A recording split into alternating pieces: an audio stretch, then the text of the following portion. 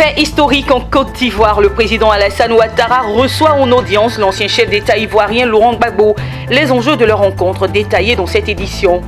Remise de chèques de montant de 108,850 millions de francs CFA à 6 porteurs de projets ce mardi 27 juillet à Abidjan. Toujours un plaisir de vous retrouver, madame, monsieur, bienvenue à votre journal. C'est un pas de géant qui vient d'être fait par les deux présidents. Son Excellence Alassane Ouattara et l'ancien président Laurent Gbagbo se sont rencontrés ce mardi 27 juillet au palais de la présidence au Plateau. Une rencontre historique qui exprime de façon manifeste la volonté des deux présidents de transcender tout ce qui les oppose et partant tout ce qui oppose les Ivoiriens.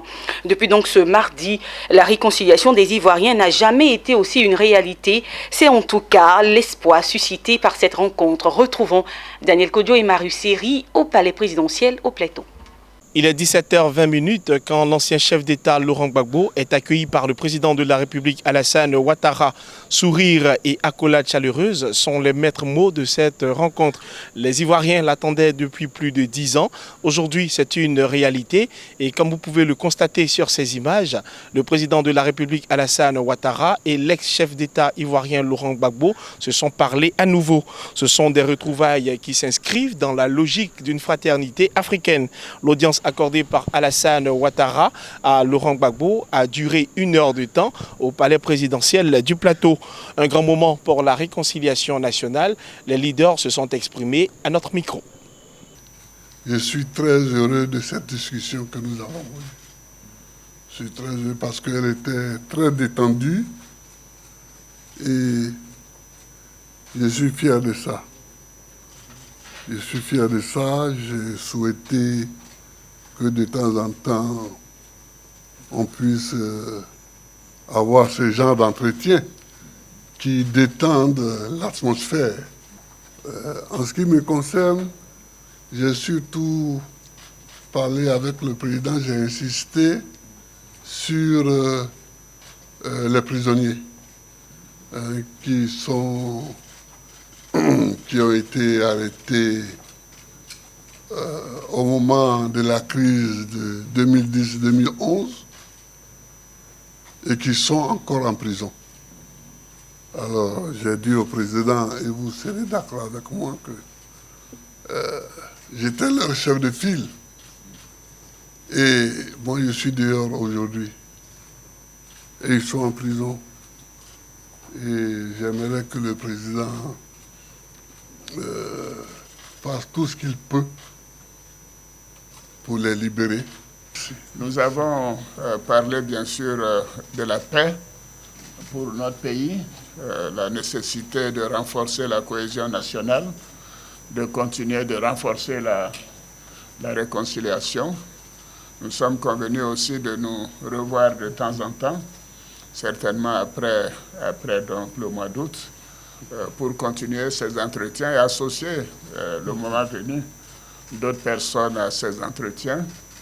Mais je crois que c'est important que les uns et les autres puissent comprendre que nous avons décidé que c'était important de rétablir la confiance et de faire en sorte que les Ivoiriens se réconcilient, si c'est cela le terme important, mais se fassent confiance également.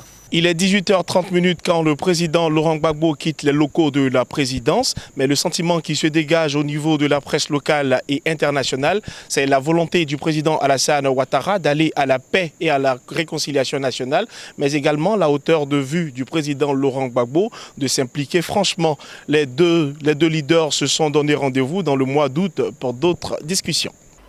Les réactions n'ont pas tardé au sein de la population ivoirienne après la rencontre Ouattara-Gbagbo.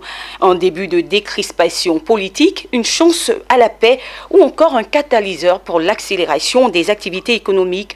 Écoutons quelques membres de la classe des affaires ivoirienne et des leaders religieux. Ce que je peux dire sur cette question, ça me rappelle d'abord ce que nous disait notre feu le président Félix Houphouët-Boigny, que le dialogue est l'arme des forts et non des faibles. Et le président Houphouët-Boigny a ajusté aujourd'hui aussi qu'il était plus difficile de faire la paix que de faire la guerre. Je crois qu'à travers ces citations du président Houphouët-Boigny, on a tout un langage, on a tout un ensemble de significations qui montrent à quel point la paix est importante, puisqu'on va même la comparer à la guerre. Donc pour nous, je pense que pour un pays comme la Côte d'Ivoire, qui a des ambitions, qui a une visée économique forte, la paix est un passage, comment on dit ça, important.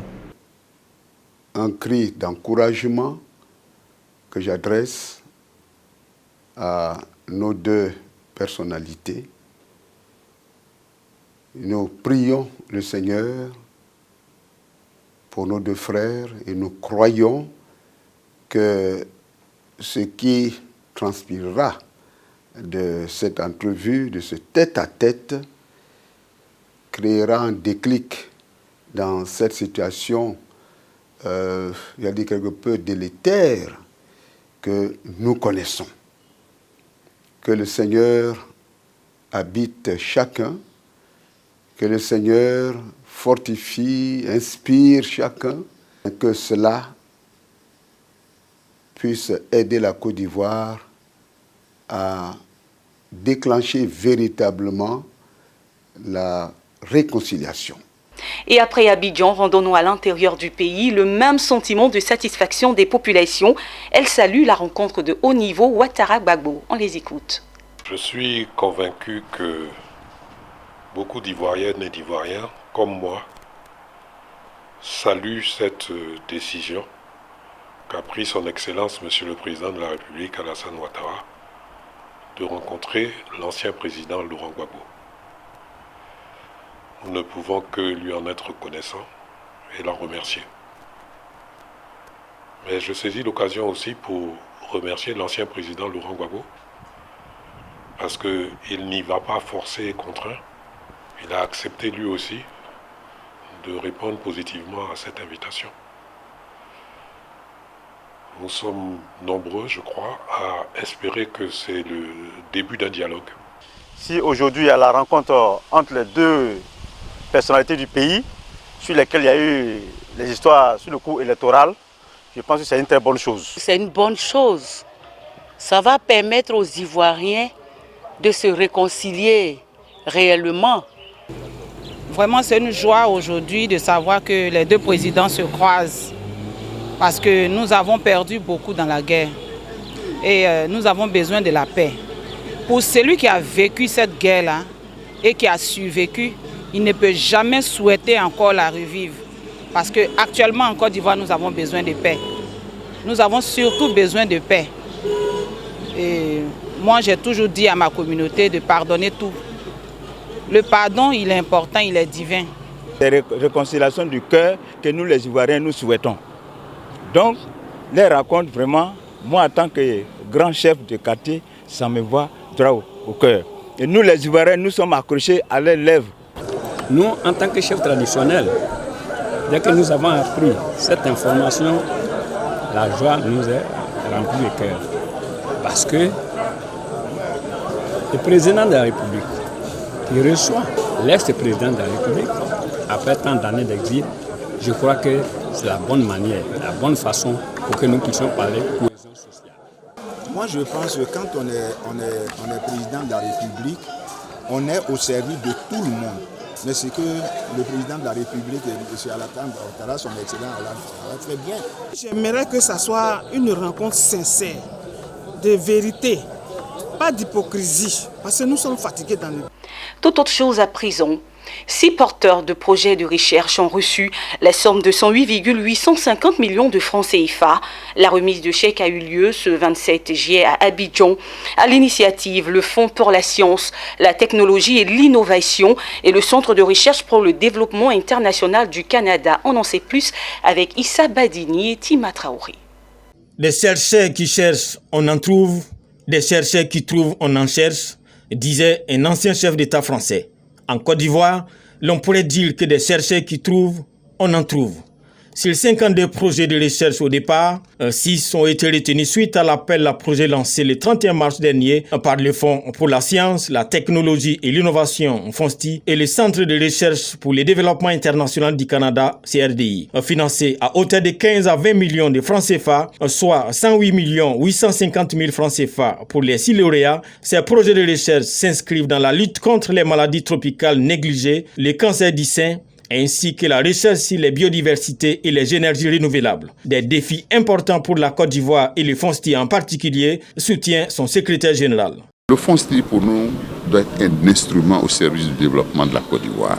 Pour nous, la recherche doit soutenir le développement de la Côte d'Ivoire. Donc nous, notre mission, c'est vraiment de toucher du doigt, n'est-ce pas, tous les problèmes auxquels notre pays est confronté et voir comment nous pouvons mobiliser les intelligences à l'intérieur du pays pour apporter des solutions. Nous ne pouvons pas attendre de l'extérieur tout le temps des solutions aux problèmes auxquels notre pays est confronté. Directeur de cabinet adjoint représentant le ministre de l'Enseignement supérieur et de la Recherche scientifique, Ouattara Diakalia a exhorté les lauréats à œuvrer de sorte à mériter la confiance des donateurs et les populations. M'adressant maintenant à ces lauréats, je puis leur dire qu'ils ont une grande responsabilité en termes de résultats attendus et de redevabilité au regard des exigences des bailleurs de fonds et des attentes pressantes des populations en matière de développement.